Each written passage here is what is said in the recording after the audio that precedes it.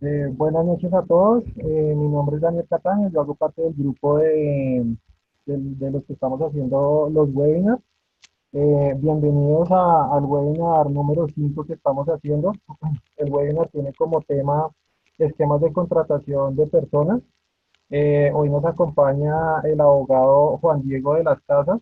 Él cuenta con 20 años de experiencia en cargos directivos en recursos humanos en importantes empresas de los sectores financiero, real y gremial, con manejo integral de los procesos de recursos humanos y profundos conocimientos en legislación laboral colombiana y gran experiencia en manejo sindical, negociación colectiva y resolución de conflictos, esquemas, estructura organizacional y compensación. Es asesor y consultor empresarial, abogado litigante en derecho laboral. Buenas noches, Juan Diego, ¿cómo estás? Buenas noches, ¿cómo están todos? Bueno, pues tienen los micrófonos silenciados, pero pues si puedes ver el chat, de pronto ahí nos contestan. Ok, Eh, perfecto. bueno, Juan Diego, pues bienvenido. Nada, pues ya te dejo eh, el chat para que tú puedas compartir la pantalla y puedas empezar la presentación y ya lo que quieras tú puedes comentar adicional. Bueno, perfecto.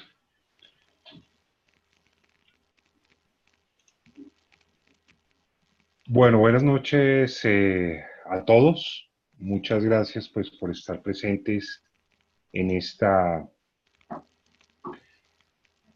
en este webinar que estamos realizando hoy precisamente. Básicamente,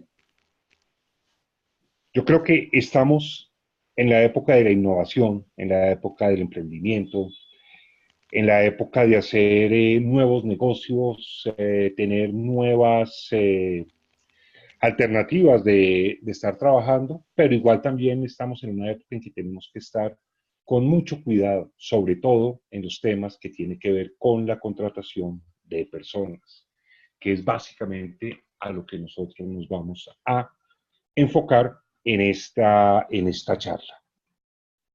Bueno, un poco el tema, los que ya hayan estado, me imagino que ya saben un poco la mecánica. La idea es tener, yo creo que, pues estos primeros 45 minutos de la charla, enfocarlo a lo que es el desarrollo del tema y los 15 minutos finales, enfocarlos a preguntas y dudas que surjan de esto. Bueno, primero pues vamos a ver los diferentes esquemas. Básicamente son dos esquemas que tenemos. Uno lo que es la contratación laboral, otro lo que es la contratación civil.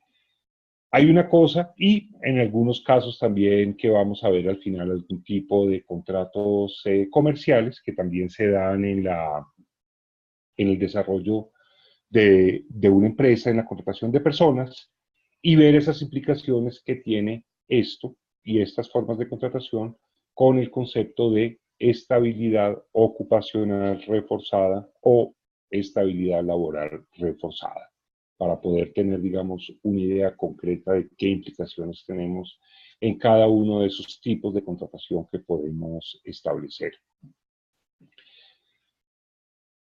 Si entramos y uno podría llegar a decir que en materia, digamos que el principal contrato sería el contrato laboral, ¿no?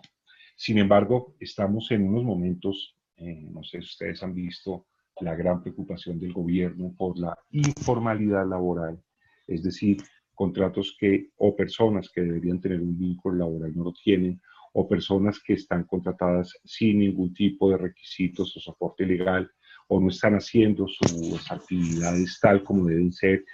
En este sentido, el gobierno, a través del Ministerio del Trabajo, que hace un par de años, bueno, hace como unos 3 años, lanzó lo que es la red de formalización laboral a través del Ministerio del Trabajo y que ha venido desarrollando. Ese es uno de los temas que ha venido o que ha tenido importancia capital para el gobierno. Por eso es importante empezar a revisar cuáles son esos esquemas que utilizamos. Entonces, si bien es cierto también en la parte laboral, nuestra legislación laboral es un poco rígida y es un poco creada en su momento para empresas grandes. Ahí sí empezamos a mirar dónde están o esas personas que crean pequeñas empresas, esas personas que tienen pequeños negocios, que necesitan gente o que vinculan gente a esos pequeños negocios.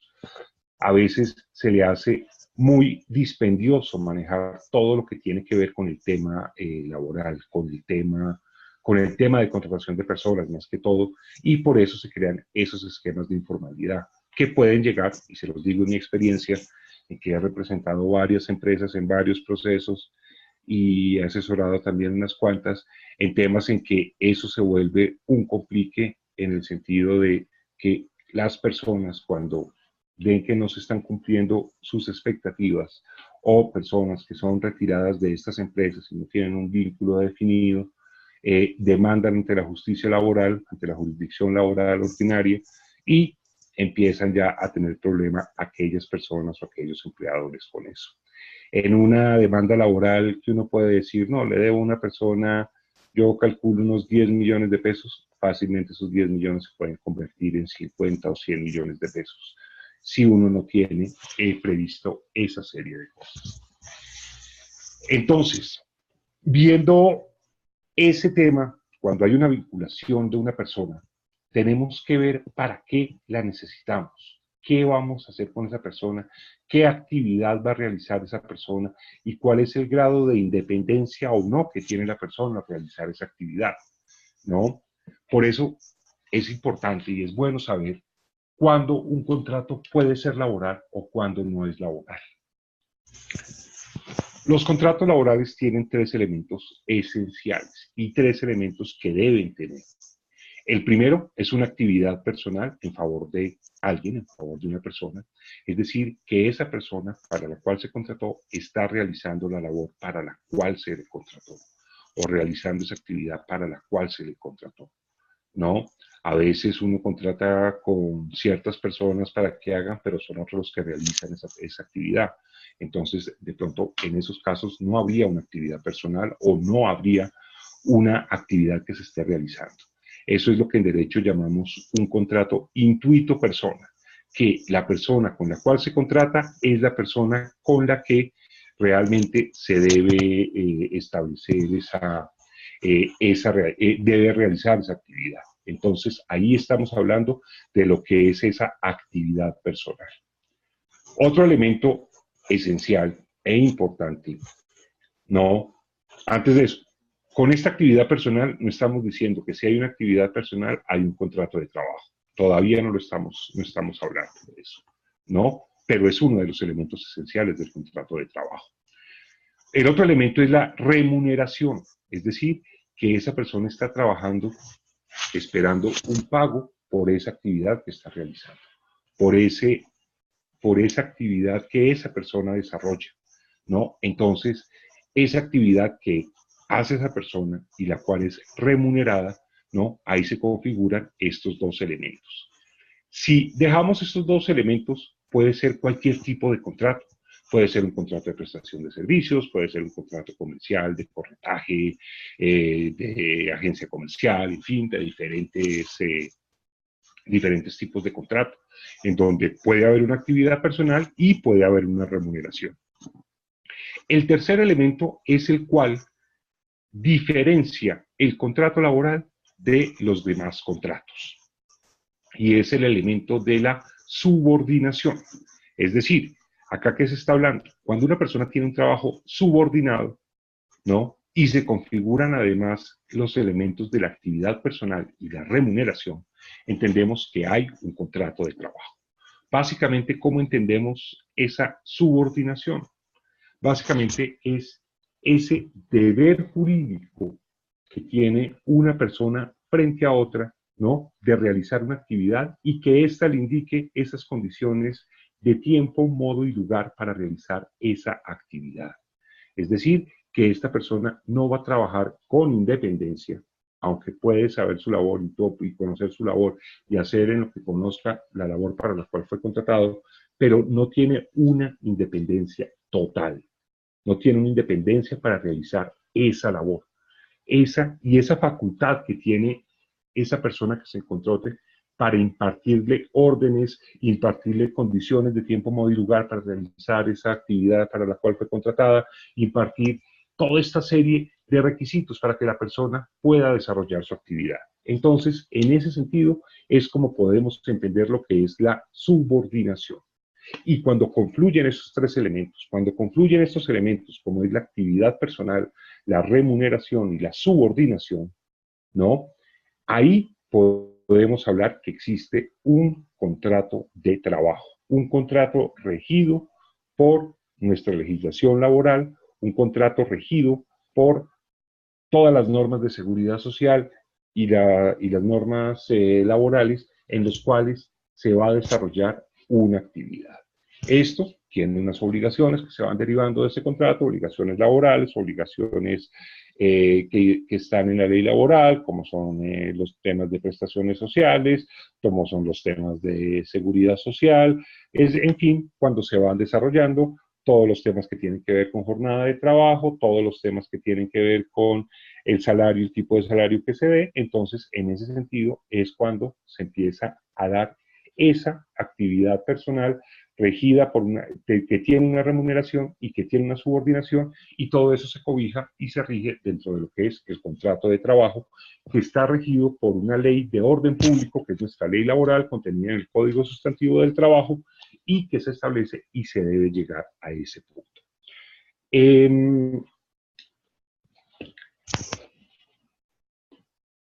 Esos contratos de trabajo, digamos que existen diferentes tipos de contrato de trabajo.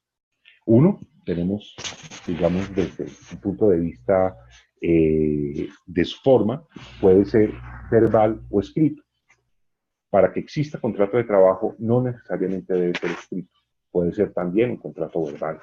Es decir, dos personas acuerdan unas condiciones de tiempo, modo y lugar para desarrollar su labor, acuerdan su remuneración, acuerdan cuál es la actividad que va a realizar y sencillamente, señor, venga a trabajar, señor, venga a establecer qué es o cuáles son esas personas o qué va a hacer esa persona y se involucra dentro de la relación laboral. Y es obligatorio cumplir con todas las obligaciones que se derivan de ese contrato de trabajo. No por el hecho de ser verbal el contrato, quiere decir, no, como es verbal, entonces no cumplo con obligaciones. No, igual se deben cumplir con esas obligaciones. ¿No? Entonces, en ese sentido, los contratos, como les digo, pueden ser verbal o escrito. El escrito, pues, es el contrato que es físico, si lo podríamos llamar de esa forma, en el cual, pues, sencillamente, pues, se escribe en un documento cuáles son esas condiciones del contrato de trabajo, las obligaciones, las prohibiciones, la forma como se va a desarrollar el trabajo, cuáles son las justas causas o no justas causas para terminar ese contrato, cuáles son los derechos que pueden establecer, además de los requisitos legales. Entonces, en este aspecto es en el que,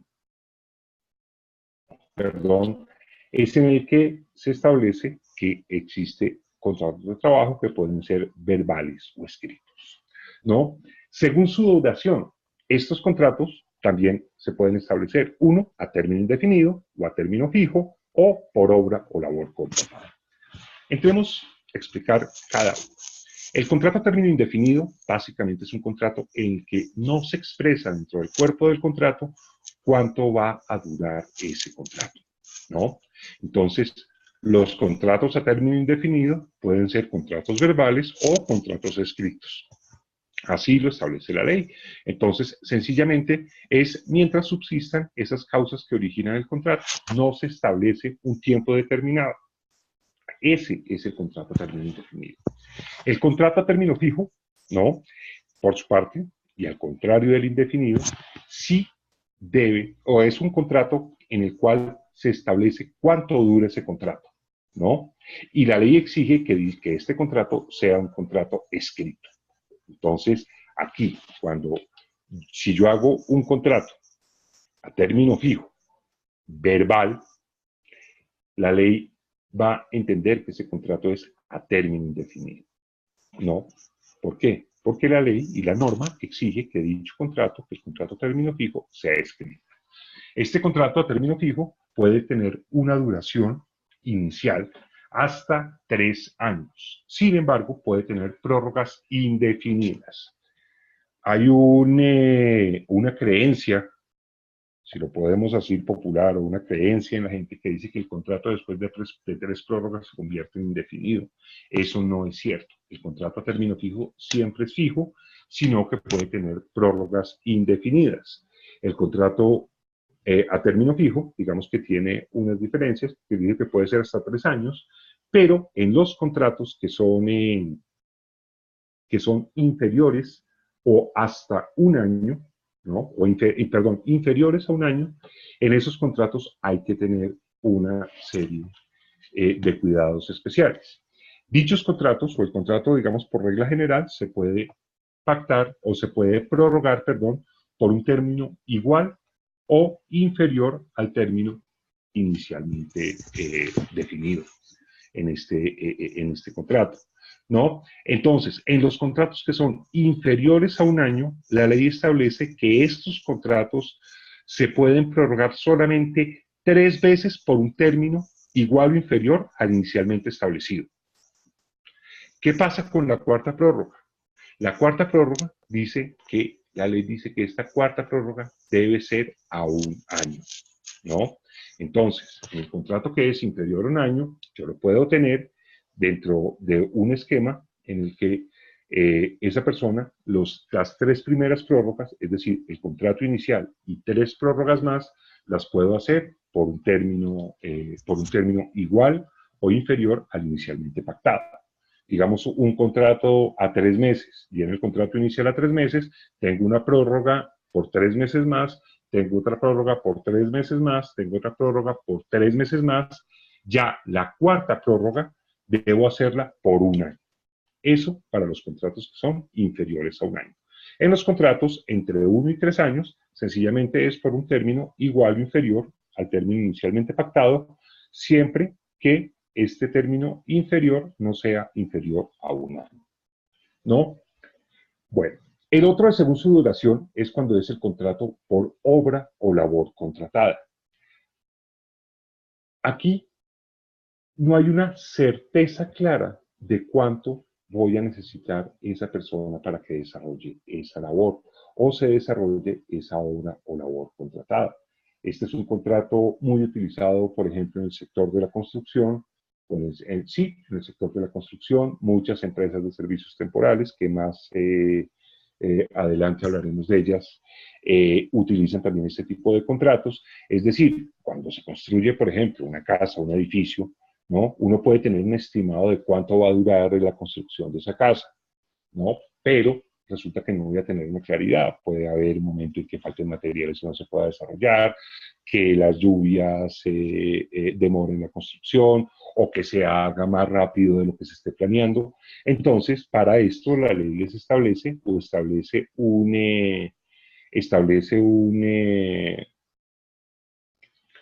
eh, un, un punto en el cual yo pueda decir, esto tiene una estimación. Entonces, ¿yo qué hago? Este contrato se va a definir es por el cumplimiento de esa obra o labor que se contrata.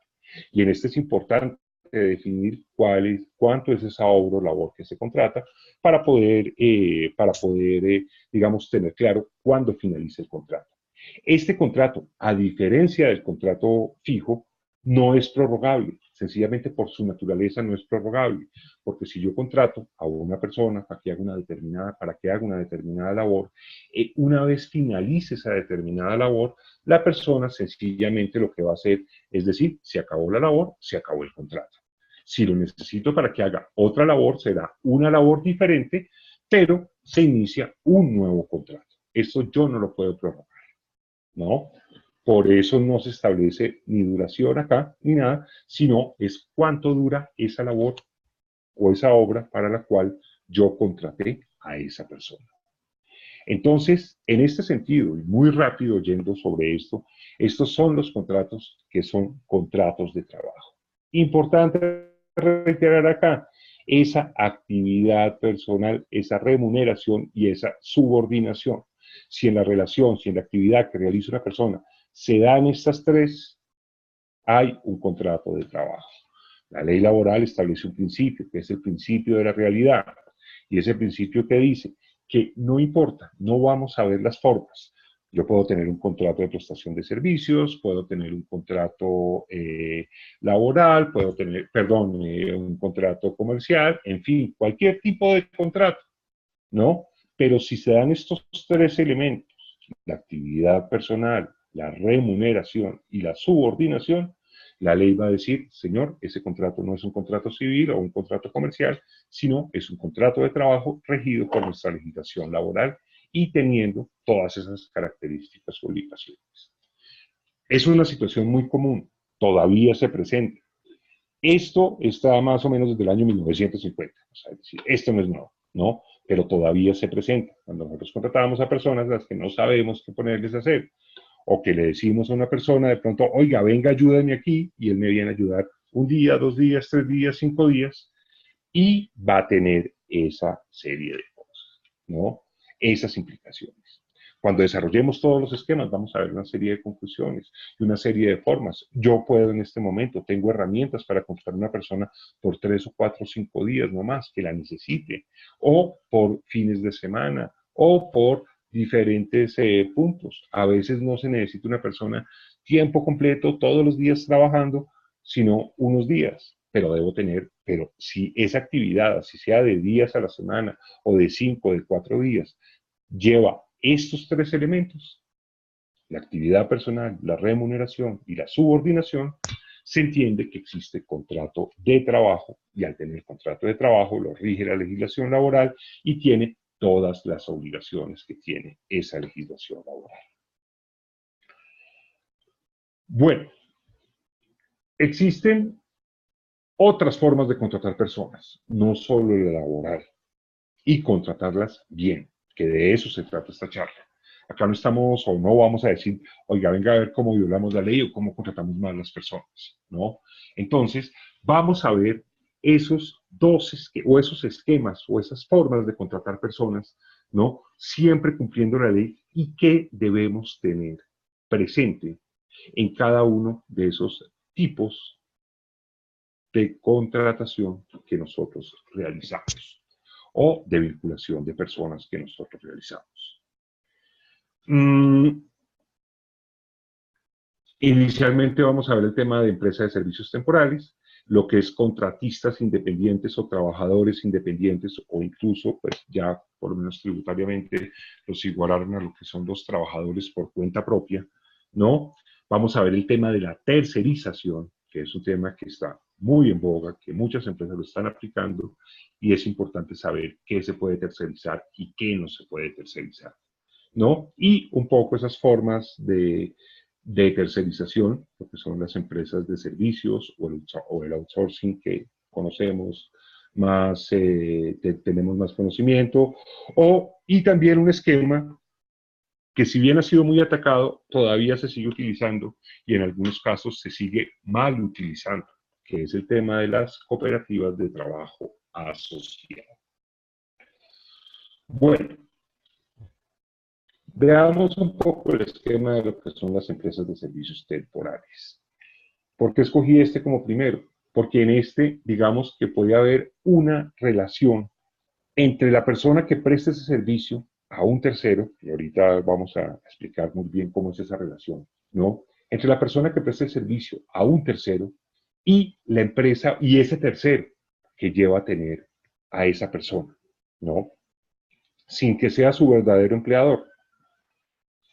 Entonces, básicamente, ¿qué estamos buscando? Que yo contrato los servicios de una persona para que realice una determinada actividad, la contrato a una empresa de servicios temporales, quien es el verdadero empleador de esa persona que va a trabajar en mí, ¿no? Esa persona está vinculada con contrato de trabajo con esa empresa de servicios temporales, pero hay un tema que es el trabajo en misión. Esa empresa de servicios temporales lo manda en misión a la otra empresa, a ese tercero que se vincula.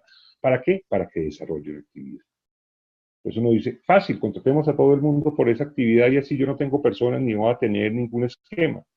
Tiene varias limitaciones. Por un lado, eso tiene un costo, que puede, digamos, tener mayores costos a nivel laboral. Y por otro lado, obviamente, para buscar una estabilidad laboral, la ley que ha buscado siempre una estabilidad laboral, ¿no? Obviamente le dice a las personas, ojo, usted no puede contratar a esas personas siempre. Las puede contratar en unas determinadas ocasiones que esa misma ley establece. Y entonces la ley dice, cuando se trate de labores ocasionales, accidentales o transitorias, ¿no?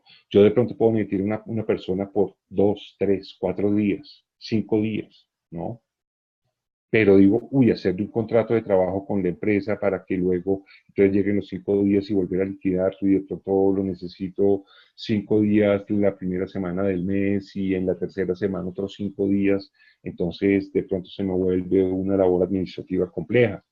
No, puedo acudir a una empresa de servicios temporales, contratar a una persona para la actividad que yo requiero, que puede ser una actividad propia de la empresa, ¿no? Y que esa persona desarrolle esa actividad como ocasional, accidental o transitoria, ¿no? También lo puedo utilizar para reemplazar cuando hay trabajadores de mi empresa que tienen vacaciones, usos de licencias, sea licencias remuneradas o no remuneradas, incapacidades por enfermedad, por maternidad, ¿no? También puedo llegar a necesitar esas personas para reemplazarlos.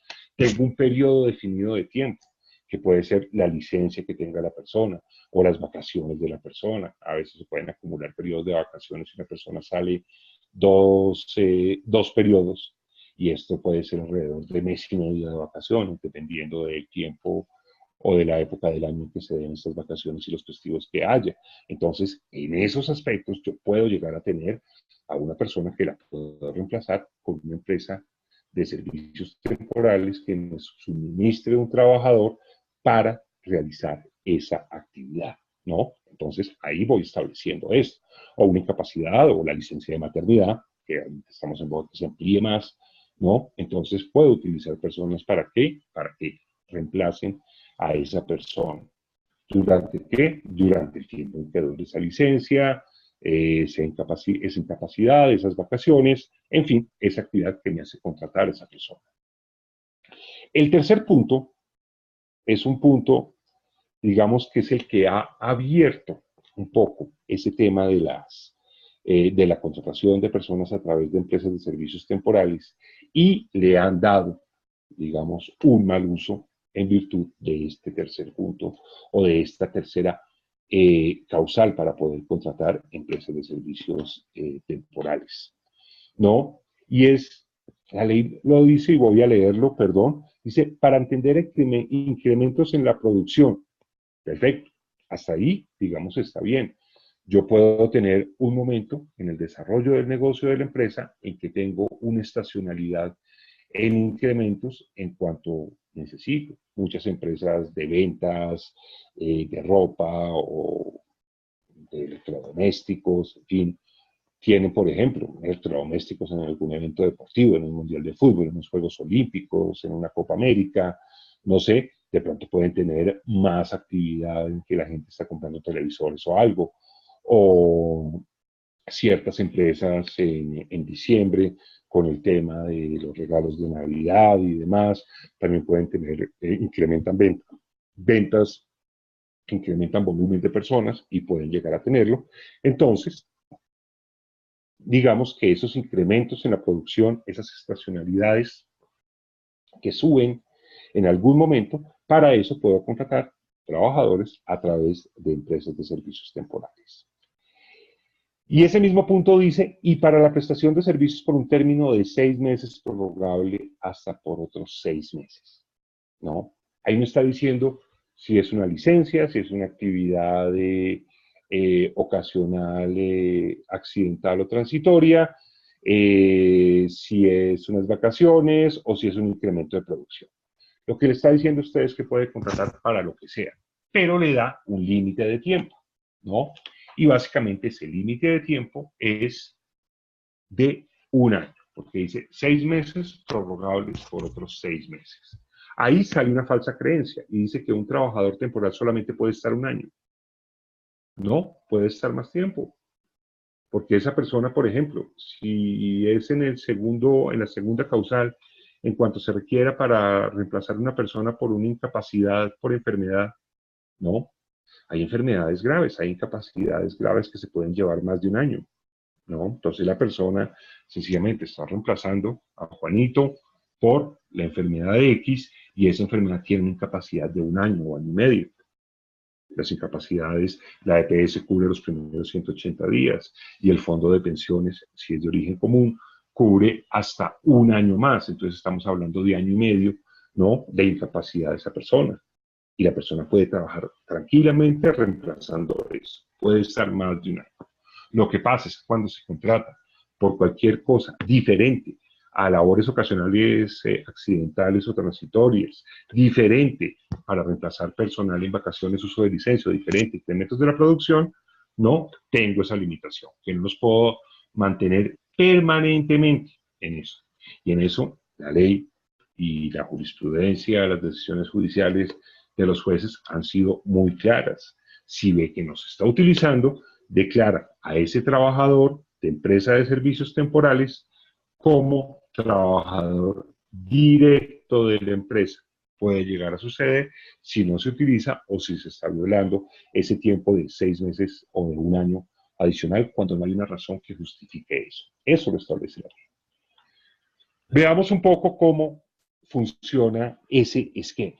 Hay una empresa que es, podemos denominar que la empresa usuaria, ¿no? Y hace un contrato, que este sería un contrato de tipo comercial con la empresa de servicios temporales.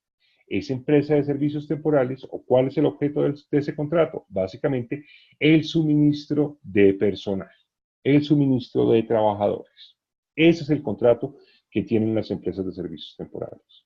Acotar una cosa importante. Las empresas de servicios temporales deben tener una autorización del Ministerio de Trabajo. Es esta entidad la que las autoriza. No es cualquier entidad que decir, listo, soy empresa de servicios temporales. Lo primero que se le debe pedir es, oiga, muéstrame la resolución del ministerio en la cual se le autoriza a prestar servicios. Perdón. Entonces, les decía, entre la empresa de servicios temporales y la empresa usuaria, que es la que va a tener esto, hay un contrato de suministro de personal. Ese personal, obviamente, va a ser un trabajador, una persona con contrato de trabajo. ¿Quién es el empleador de esa persona? La empresa de servicios temporales. ¿Qué va a desarrollar ese trabajador? Una misión, un trabajo en misión con la empresa usuaria, que es la persona que va a desarrollar eso. Acá, jurídicamente, se da un tema. Y por eso hablamos de esos 3 elementos de la relación laboral, ¿no? En donde este trabajador va a tener una actividad personal, si la va a hacer en favor de esa empresa usuaria.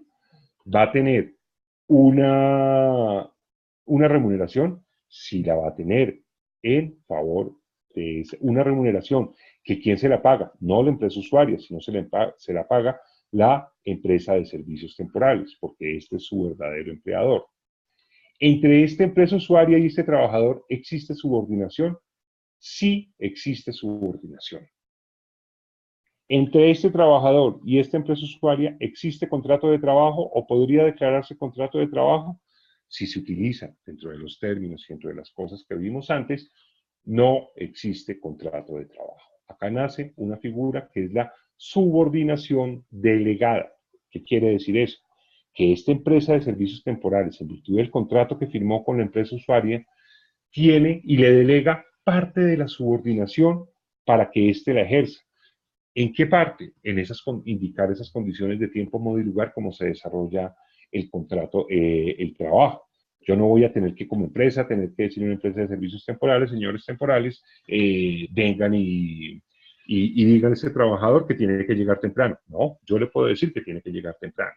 Si voy a imponer algún tipo de sanción o despido de ese trabajador, ahí sí le aviso a la empresa de servicios temporales, que es el verdadero empleador del trabajador.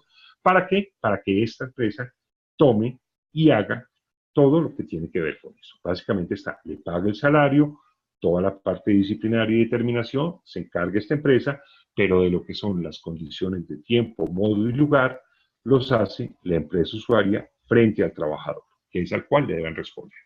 Entonces, así es que funciona, o así es el esquema en que funciona una empresa de servicios temporales. Empresa en la cual, no, empresa en la cual ese trabajador va a desarrollar su labor en condiciones de subordinación, sí, pero ¿en virtud de qué? De un contrato que se firmó con entrega de servicios temporales. No hay peligro que ese trabajador sea declarado trabajador de la empresa si está contratado dentro del esquema y volvemos de labores ocasionales o transitorias que se requiere reemplazar personal, licencias, vacaciones y demás, y para atender incrementos de la producción o por servicios en un periodo de 6 meses o prorrogables por otros 6 meses. Entonces, ahí digamos que existe unas condiciones laborales regidas por el Código Sustantivo del Trabajo, pero que no están involucrando, a esa empresa usuaria, frente a lo que es a la empresa de servicios temporales, quien, vuelvo y repito, es su verdadero empleador de ese trabajador que está prestando esa misión. Bueno, aquí nos salimos del ámbito laboral y entramos un poco al ámbito civil-comercial. Y vamos a hablar de lo que son los trabajadores independientes o contratistas independientes. Y es importante esa palabra, independiente, ¿no? ¿Qué es lo primero que yo tengo que ver cuando voy a contratar una persona para que realice una actividad, ¿no? Y saber si esa actividad la puedo contratar por un contrato de prestación de servicios o la puedo contratar por un contrato laboral o algo. Aquí no estamos hablando de alternativas. No es decir, hombre, alternativa es comerse una pizza o una hamburguesa. No, acá es qué se enmarca dentro de esa actividad y esa relación que voy a tener para que esa persona saber si tiene esa independencia o no la tiene, ¿no? Por eso tengo que mirar bien esos elementos del contrato de trabajo, sobre todo el tercer elemento que les mencioné, que es el elemento de la subordinación, ¿no?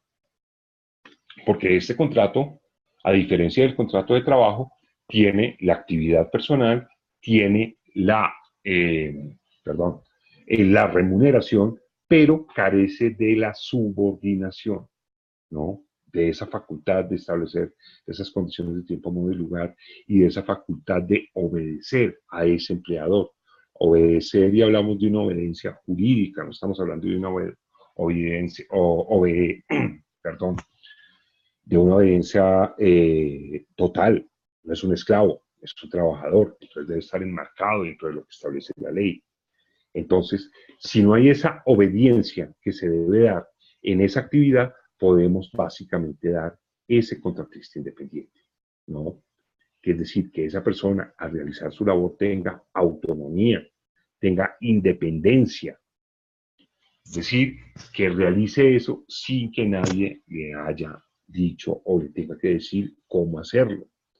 Es muy común que las empresas contraten abogados, en mi caso, ¿no? Asesores de esas empresas. Yo tengo varias empresas a las que asesoro y tengo contratos de prestación de servicios, ¿no? Pero mi labor es una labor con autonomía e independencia dentro de esa empresa, ¿no? Simplemente me dan cosas, las reviso, las miro, doy mis conceptos y todo. También en muchas empresas, no sé, la parte de revisoría fiscal o de la contabilidad de la empresa. Podría ser con una persona en donde dice, usted deme toda la información y yo hago lo que tengo que hacer, pero lo hago bajo mi criterio de independencia, bajo mi criterio de autonomía, ¿no? Y obviamente con el conocimiento que se pueda tener. Acá no es de escoger qué es más barato, qué es más caro, si tener un trabajador por contrato de trabajo o una persona por prestación de servicios. Acá lo que intentamos, o lo que se intenta finalmente dar, es ver esa independencia que se debe dar, ¿no? Y es importante. Hay un dicho que dice que la mujer del César no solo debe serlo, sino parecerlo. Entonces, acá es la importancia de ser y además de parecer, ¿no? ¿Cómo aplicamos eso? Si yo tengo una actividad, soy un contratista independiente, la actividad tiene independencia y autonomía, pero resulta que yo no estoy cumpliendo con los requisitos de ley o los requisitos que me establecen para mí dar eso, como que es tener un RUT, ¿no? En ese RUT se establece una actividad económica de esa persona, ¿no?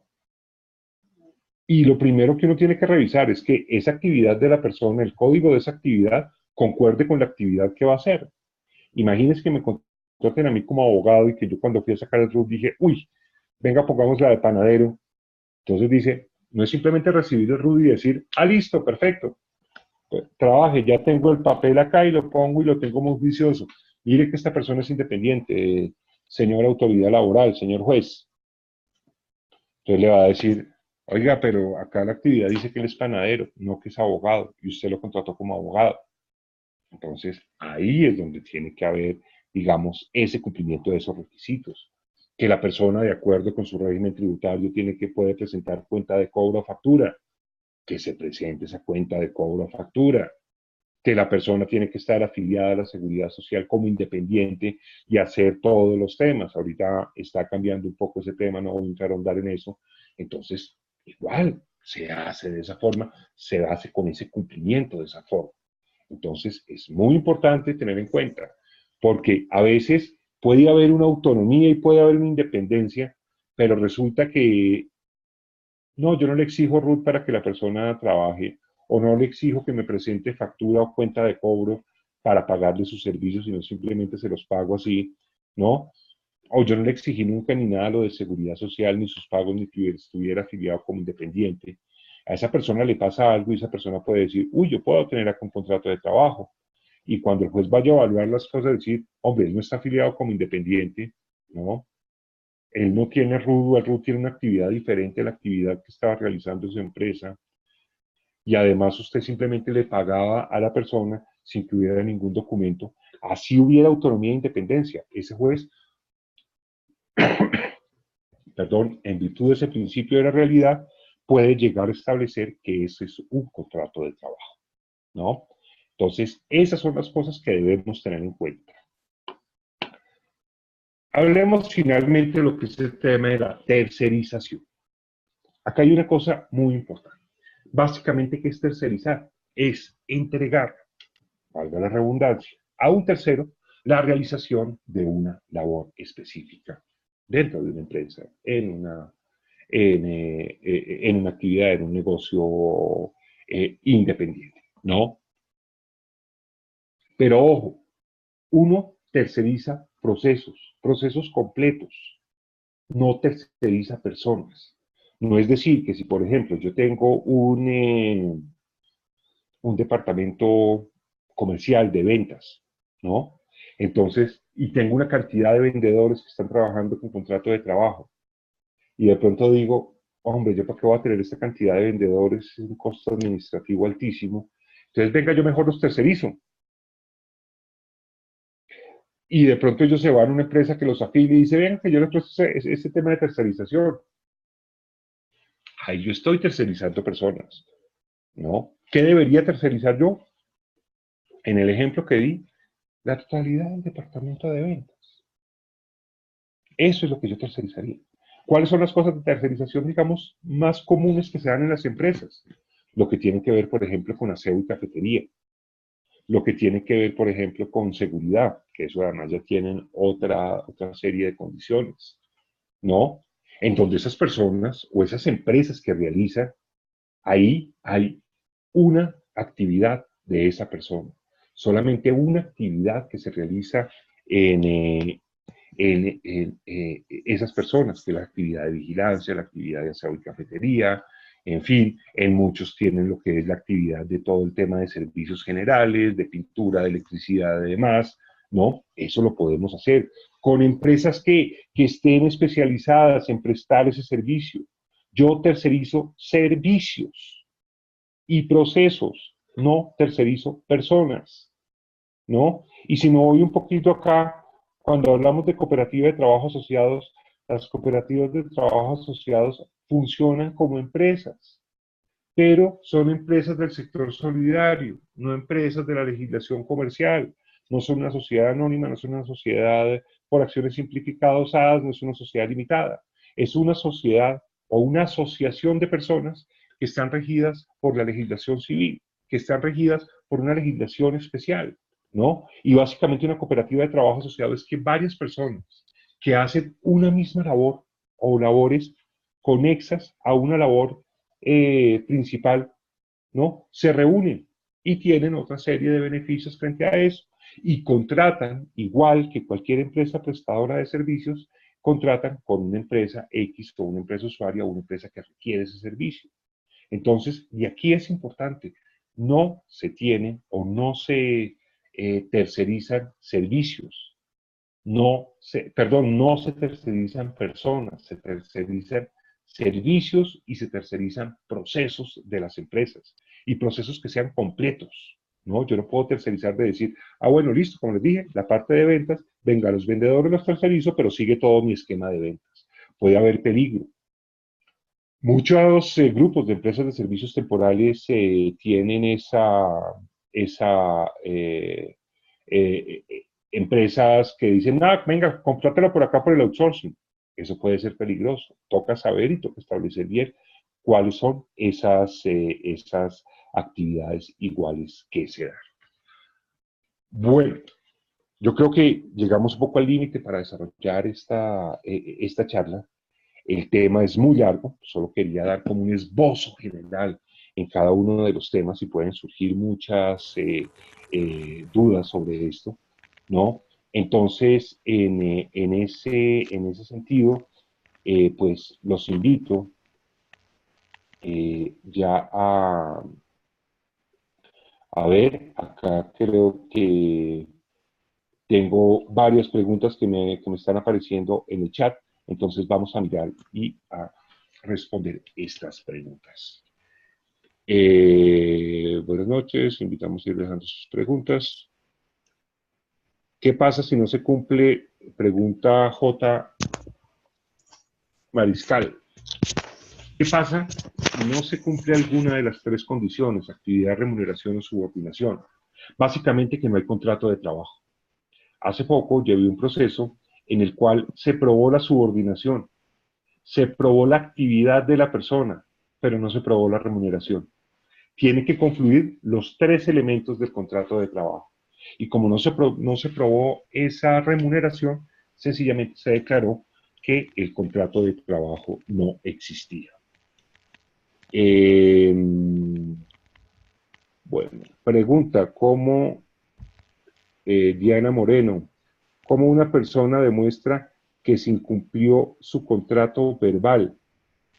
Pues básicamente para demostrar eso es sencillamente uno, que efectivamente se den esos tres elementos y que hay un contrato de trabajo y obviamente luego ya demostrar el incumplimiento, que no se le pagaron sus prestaciones sociales, por ejemplo, o que no se le pagó su salario, ¿no? Entonces es establecer que existe ese contrato. En un contrato verbal toca cumplir todas las obligaciones, como se los dije. Entonces uno puede decir, el contrato es verbal, pero ojo, que esa persona me afilió como empleador y de lo que me pagaba me descontaba mi seguridad social y la pagaba directamente la seguridad social y ahí estoy como trabajador dependiente. Entonces, en ese sentido puede ser una forma de probar ese contrato de trabajo verbal. ¿Por qué? Porque el contrato de trabajo verbal, a pesar de ser verbal, debe cumplir con todas las obligaciones que se generan de un contrato de trabajo. ¿Qué otra pregunta? Buenas noches, los invitamos a ir dejando sus preguntas. Los invitamos a ir dejando sus preguntas. Buenas noches, tengo una pregunta con respecto a pensiones. Tengo un familiar que tuvo la calificación de invalidez, se solicitó pensión, pero le fue negada porque no cumplía con las semanas de cotización y ahora se encuentra trabajando por la empresa. Bueno, que no es el tema específico, no es el tema específico de esta charla, pero pues básicamente lo que es la pensión de invalidez tiene un cumplimiento específico, que básicamente es tener 50 semanas en los últimos 3 años, y se tiene o no se tiene derecho frente a eso. Si se tiene una pérdida de capacidad laboral superior al 50%, podría optarse porque se le reconozca efectivamente esa pensión, dado que la persona no estaría en condiciones de trabajar. ¿En qué incurre una empresa cuando no se entrega la copia del contrato a término fijo al empleado? ¿Qué puede hacer el trabajador en este caso? Pues la verdad no es que, o sea, no hay una sanción por no hacerlo, ¿no? El trabajador sencillamente podría solicitarlo a través, diría, de un derecho de petición o alguna cosa.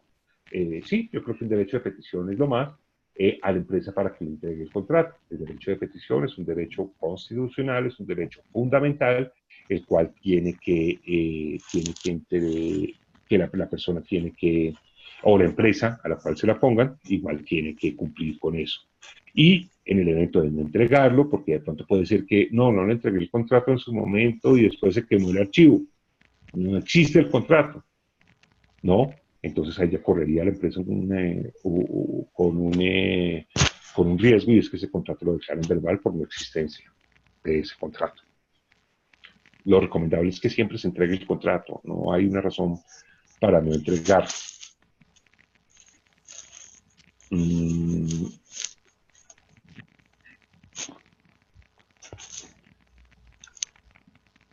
No sé, creo que...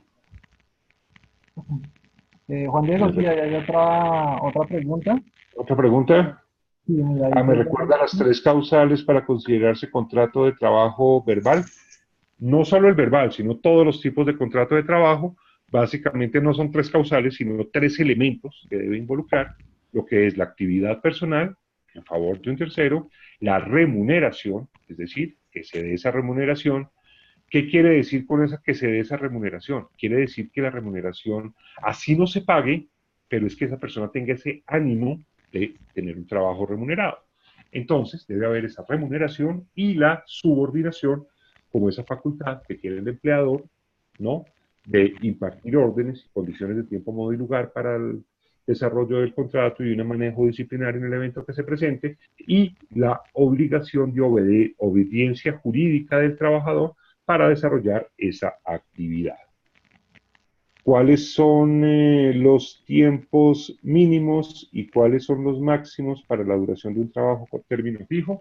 Como les decía, mínimo un mes y máximo hasta 3 años. Hay que tener cuidado con el contrato o tener en el contrato término fijo inferior a un año sobre el tema de las prórrogas, que solo pueden ser 3 prórrogas por el tiempo inicialmente pactado.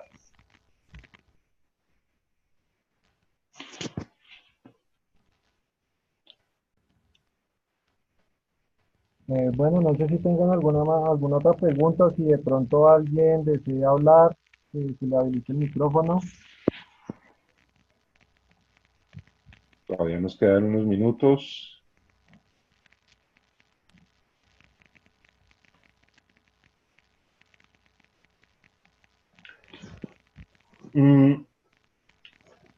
Bueno, si no hay preguntas, un poco para aprovechar este tiempo antes de cerrar, creo. ¿Cambian en algo los contratos donde aplican modalidad de teletrabajo? Básicamente no. No, digamos que hay unos requisitos en el teletrabajo en cuanto se le da sobre lo que es la disposición de la persona cuando trabaja desde la casa, y es poner, digamos, una serie de obligaciones y una serie de consideraciones respecto de cómo se debe desarrollar ese trabajo. Pero básicamente es el mismo contrato de trabajo con los mismos derechos y obligaciones de una persona que no teletrabaja.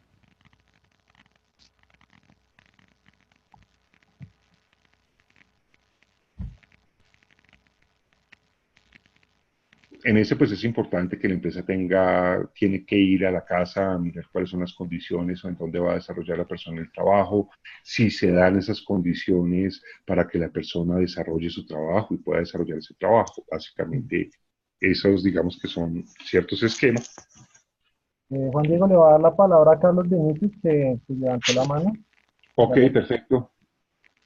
Aló, Carlos, ¿cómo estás? Ya tienes el micrófono habilitado. Gracias, buenas noches. Hay una modalidad de vinculación que ha venido en detrimento de las personas que se han vinculado con diversas empresas, que es la vinculación por orden de prestación de servicios. Se Sí. supone que existe solamente unos elementos pero evidentemente esta persona sigue por un determinado tiempo y permanentemente es contratada sin haber una solución de continuidad, y esto viene en detrimento de la persona que está efectuando la labor, porque evidentemente tiene que hacer la cancelación de la parte de la seguridad social, y de las prestaciones no son reconocidas. En este Exacto. momento pues existen algunos proyectos de ley en donde se está mirando la posible tipificación para cancelar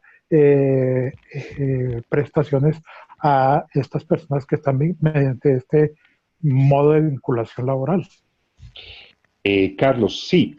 Digamos que no es tanto para que se cancelen prestaciones o no por el contrato de prestación de servicios. Como les decía, el contrato de prestación de servicios, mientras haya autonomía e independencia en la realización de la actividad, es un contrato y está bien hecho, ¿no? Pero si se está haciendo para disfrazar una relación laboral, es decir, venga, firmemos un contrato de prestación de servicio y vemos que realmente en esa actividad que realiza la persona se dan los elementos de la actividad personal, la remuneración y la subordinación, eso realmente es un contrato de trabajo. Y él pudiera al final o en cualquier momento llegar a reclamar ante un juez y decir, oiga, yo he estado trabajando con esta empresa durante tantos años por un contrato de prestación de servicio cuando en realidad es un contrato de trabajo. Y pues digamos que si se demuestran los tres elementos, podrían declarar todo esto, ¿no? Es cierto que sobre el tema de los contratos de prestación de servicios se están dando, o sea, o se dan muchos temas y los mismos jueces y la misma Corte Constitucional a veces se ha cargado un poco de revolver el tema, ¿no? Pero si se dan las condiciones, está bien dado. Pero si esas condiciones no se dan, si esas condiciones realmente no hay una independencia, no hay una autonomía, no se está estableciendo con todos esos requisitos legales que debe tener la persona, ¿no? Entonces, pues en este caso sí podríamos entrar a hablar de que se declare un contrato de realidad y se declare un contrato de trabajo y obviamente esa persona pueda reclamar todo el tema prestacional y todo el tema de obligaciones laborales que estarían a cargo de ese empleador que se decreta por ese contrato.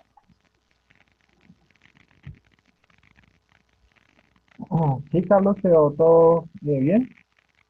No sé si tienen alguna otra duda. Sí, evidentemente. No, no, no, es clarísimo, pero si nosotros vemos en la parte sobre todo estatal, este es un modo de vinculación que ha hecho carrera en, en este tipo de entidades. Sin embargo, eh, a pesar de que existen concursos y de que los empleos del sector público básicamente son de carrera administrativa, Sí. fuera de los de libre nombramiento y remoción, y para acceder, de acuerdo con la legislación, a un empleo a un empleo estatal, hay que entrar por concursos. Y ve uno que existe este tipo de elemento que, por el contrario, en lugar de digamos, de solventar o de facilitar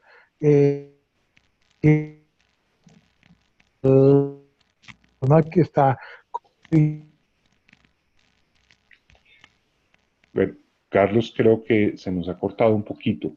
Le hablo un poco del tema que tocaba Carlos, y es muy importante, y es la diferencia del sector público y el sector privado.